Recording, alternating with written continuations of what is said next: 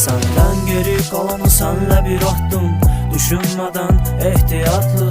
Qoy onların her biri sende kalsın. Yolun sonuna kalıp bir adım, bu vədlərinlə arzularım. Qoy sen qurduğum o dünyada kalsın. Senden geri kalanı senle bir attım, düşünmeden ehtiyatlı. Qoy bunların her biri sende kalsın.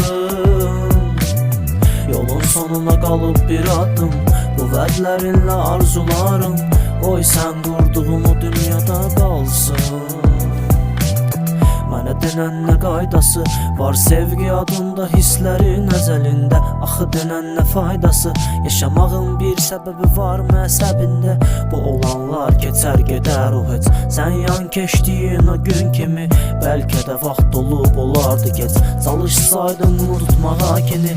Hər şeyə söz tapdı, sustum amma təsəlli vermədi. Səndən geri qalanı sənlə bir atdım. Sende kalsın her biri sonunda, olanların bəhanəsi vardı. O yalan dolu gözlerin bir zamanlar yakın. Senden geri kalanı senle bir attım, düşünmeden ehtiyatlı. Qoy onların her biri sende kalsın. Yolun sonuna kalıp bir adım, düşünmeden ehtiyatlı.